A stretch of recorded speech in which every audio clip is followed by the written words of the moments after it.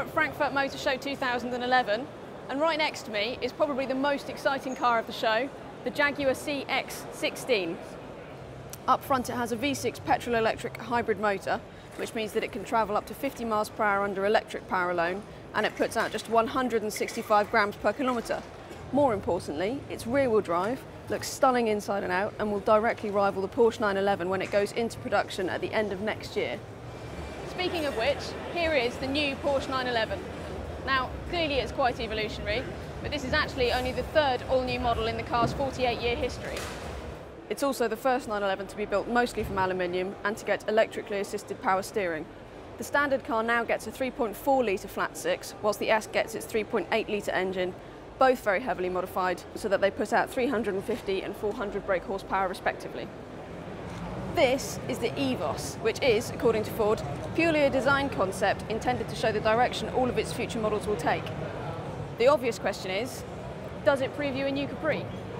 We certainly hope so. If you've ever wondered what a 21st century Defender could look like, this concept could well be it. And I say could, because Land Rover themselves have said that it's a difficult thing to modernise the Defender, and so they're waiting for reaction on these concepts before setting anything in stone. They've had a good reaction though, everybody seems to really like them, so you never know, this could be the future Defender. Frankfurt Motor Show is always a bit of a competition for the German makers, and 2011 is no different. The star of the Audi stand is the new pure electric Audi A2 concept, but there's also facelifts for the A5 with hot S models for the A6, A7 and A8, and also a hybrid A8, all of which sit atop a €10 million stand. There is also a pure electric urban mobility concept. Audi maintains it isn't planning on putting anything like this microcar into production, which is a shame because it's completely bonkers but also really interesting. There's certainly a big presence of them at this year's show, which suggests that we might see something like them in the future. Vauxhall is thinking along similar lines with its two-seat tandem-style Rack E concept, which looks pretty futuristic and has had a really good reception here actually.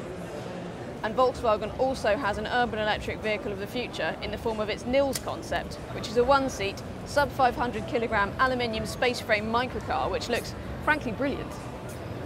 BMW is similarly electric themed with two concepts here representing the company's new i brand. The i3 is a four-seat urban car that will be plug-in pure electric as standard, or will have a range extender as an option, whilst the rather more exciting i8 previews a four-wheel drive, 349 brake horsepower plug-in coupe that should match an M3 for performance. Mercedes' alternative fuel entry is a hydrogen fuel cell powered new B-Class, which is also here in a more conventional but fully production finished form, and it looks pretty promising to us.